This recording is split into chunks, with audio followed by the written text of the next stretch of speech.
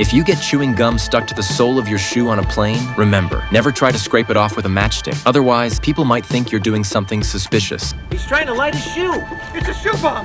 Get him! That's how Mike ended up with his hands tied behind his back with zip ties. But no worries, for a secret agent like him, escaping restraints is just a matter of minutes. He kicked off his leather shoes, pulled out the Swiss Army knife hidden in the sole, and unfolded a tiny crossbow. Holding it in his mouth, he aimed carefully at the zip ties, and then accidentally shot himself in the foot. Everyone makes mistakes, right? As long as you don't give up, you might even end up with a few new holes.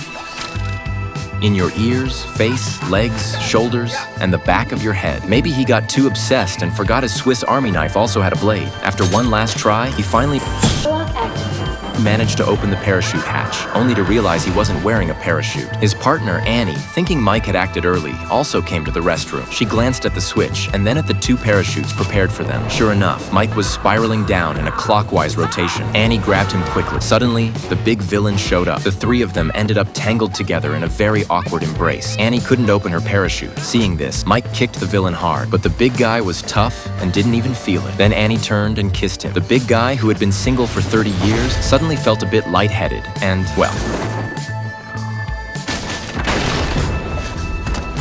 the big guy was fine, thankfully, and hopefully so was Pig. Mike worked for America's top spy agency, but he was just a clerk, not even officially on the roster. The agency's best agent was Little Stone.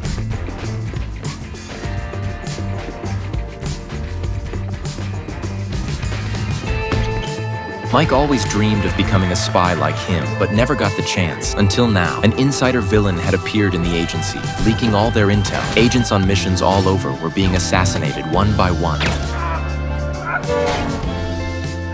Investigations showed it was a crime syndicate. They were building nuclear weapons and plotting to take over the United States. All the agents' identities were compromised, and they had to hide in tree holes to avoid assassination, except Mike, who wasn't officially on the roster, and Annie, who'd just had plastic surgery. The two immediately began investigating. In a restaurant bathroom, Mike used a trick called the cut-off water wiretap and successfully got the address of the crime syndicate's lieutenant.